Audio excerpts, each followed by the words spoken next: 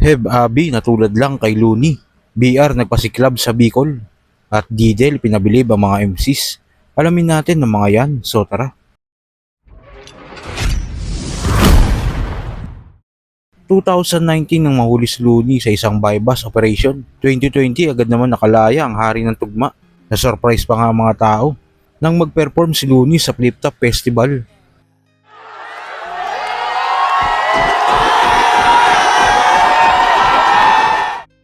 December ng 2023 nang ilabas ni Looney ang kanta niyang Tugmang Preso at maraming nalinawan sa kanya. Noong 2019, mas lalong maraming naniwala sa kanya na totoong na-setup lang siya nang gabing nahuli siya. Sabi daw ng pulis siya, sa'kin daw nakumpiska, pero di makumpirma kasi walang kahit ni isang saksi na pumirma. At kamakailan nga lang, lumabas ang balita na nahuli si Heb Abi sa isang search warrant. Nahulihan ito umano ng ilegal na armas at droga. May mga nagsasabi na baka na-setup na naman ito, gaya ng nangyari kay Looney. At kahapon nga din, naglabas ng video ang kapulisan kung paano nila nakita ang isang baril na nasa lapag lang.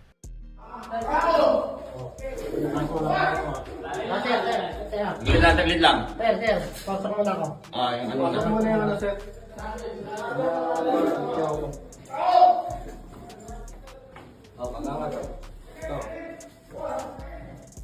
Okay. Sige sir, bitawan mo lang muna dyan sir sa baba sir. Para may picturean lang sir. Dahil sa video na ito, mas lalo tuloy tumibay ang indikasyon na na-setup lang si Heb Abi. May nagpost pa nga ng isang page na posible daw na nangyari kay Looney at Heb Abi ay pareho lang, parehong na-setup lang. You all need to stop quick judging Papunal Free. Hindi pa ba tayo nadadala sa nangyari kay Kuya Looney? Kung nagawa nila dati yan, kaya ulit nila gawin yan, itigil ang matinding profiling at interest na pamumulitikal na aresto, porket sikat na artist mas abe lang may nahuling big fish, na tulak. We all scream a cab, until the abuse of power happens to people to whom we just don't like, is lame. Kapwa mo mamayan pa rin yan na inaabuso ng sistema. Edit, dahil may mga minasama mga sinabi ko, ang simple lang po nung gusto ko sabihin. Nakakulong na po yung tao, paano niya madedepensahan sarili niya sa mga paninira na ginagawa nyo? Awa na lang. Heb Abi. #FreeVabi. Sa kabilang balita naman, bumaba nga ng Underground League si Batang Rebelde. At ito nga isa Oragon Rap Battles na pinamumunuan ni Atoms. Nakalaban niya dito si MCD, isa sa mga rising star ng Oragon. Magaling na battle MC si MCD, pero iba din talaga yung Batang Rebelde. Nang gabi na yun, talagang nagpasiklab din. At bakit nga ba MCD? Ano yan? Movie sa compact disc? Pwes kung ito'y Tekken, ako naman si Yoshimitsu. Mahahati ka sa dalawa when this long blade hits you. I will split you into 2 pieces. Itong CD magiging disc 1 and disc 2. At gusto ko lang tanungin, meron ka bang kanta? 5 seconds, sumagot ka. Wala kang kanta? Diyan ako concern. Kasi kung wala kang ni isang track sa mundo ng hip-hop at sa labas ng battle rap, wala kang makukuhang respeto. And that's a lesson that you need to learn. Kaya bilang kuya mo, sige, sa'yo na yung kanta kong Sandali, Eroplanong Papel, Gusto Kong Sumikat, at Paghilom. Para may makanta ka sa stage kapag dumating na ang iyong turn. O, nilagyan ko lang ng kanta yung blankong CD nang tuluyan siyang ma-burn. Iniskip mo yung mga rap contest, yun yung fundamentals ng mga katulad natin, kaya tuluyan kang magsisisi.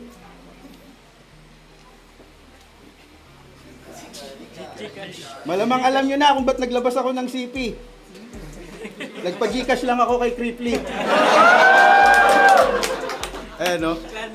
Alam niya kung anong karan ng nagpa-Gcash ako dyan kay Creeply? No! Halagang 1,550.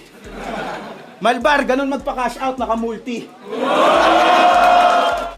At sa huling balita, sa labang Didel vs Kulas, isa sa mga match-up ng Langit Lupa Tournament, kinabiliban nga ng mga MC si Didel para nga daw itong Sak Maestro na 2.0. Pero sige, magpakamokojin ka lang. Cause me, I'm on a different gaming system. Fuck Tekken, ang gusto kong laro, Street Fighter. Doon tayo sa kalsada magdikdikan. Ito ay aking season. Elimination. Ito ay aking season. Domination ang waking reason. Eliminate ang feeling decent.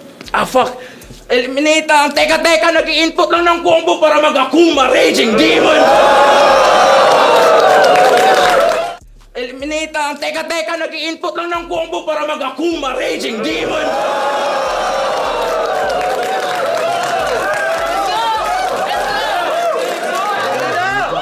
Akuma Raging. Pero iniba ang kagat para mas fit parang dentures. So you could say na parang dentures. So you could say na Advance pre, Didel. Tangina, sobrang shoutout sa liga nito ni Didel. Tangina, maganda tong pinalupit tong pinadala nyo pre. Congrats sa inyo at sana madami pa kayong mga ganito. Mahusay, kinagat dentures, fuck. Ang ina mo, Didel. Gago pre. So parang yung round 2 pre, nagmukha siyang style clash, no? Pero para sa akin, nakuha pa rin ni Didel yun pre. Akuma Raging Demon, putang ina, solid yun. Yung dentures pre, putang ina, iba tama sa akin ng mga, iba amat sa akin ng mga, ano, yung mga third line na, ano, mga ganon. Third or second, tangina, ang galing. So, wala pre, pansin ko lang siguro mas, kung usapang teknikalan, mas advanced to si Didel. I got no room for improvement, so saan ka lulugar? Laos! Para sa akin, all 3 rounds Didel pre, iba yung obserbasyon niya. Para sa akin, pasensya ka na ulas, pero para sa akin mukhang mas advanced yung mga shit neto ni Didel. Solid all 3 pinakita ni Didel. Alam nyo yun, tangin na first time ko lang mapanood to si Didel na ganto pala to ka, no? Input lang ng combo para mag-Akuma Raging Demon. Well, galing sa maestro ang initial na lectures, pero iniba ang kagat para mas fit parang dentures. So you could say futon, cause if sleep is the cousin of death, a-attend ka sa family reunion. Yun, lyrics lang pero pamatay dahil instincts ay ultraviolet. I cause damage na dikita ng mata pagkat mga pasa ay ultraviolet. This dude is Baphomet with a southpaw left. I swing at ops on sight like Montague in Capulets. We are opposite cause I'm ahead while you're Anotek! Ayoko na! Kaya kulas, huwag ka masyadong makulit. Open pa naman ang tryouts until March 31. Try ka ulit! Words, I got no room for improvement, so saan ka lulugar?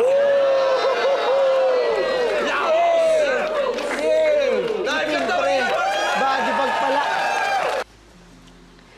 Tangin ang third round dyan. Kala ko dumidikit lang si Kulos, pero wala eh. Araw tangin, no? Body bag pala. Dahil din sa third round, no? Ano, marirealize mo tayo? Hindi, 3-0 yan, boy. Pag mo na-scorean. So kayo ba mga kuys, tingin nyo, base sa estilo na dala ni Didel, kaya niya kayang makarating ng semifinals? Malaki ang chance na makaharap ni Didel sa semifinals ay si Baltz na mula sa Pulo. Kung mangyari ito, kanino kayo? At tingin nyo ba na setup lang talaga si Bobby? Kung ano man sa loobin mo, comment mo lang sa baba na mapag-usapan natin yan. So yun lang. God bless.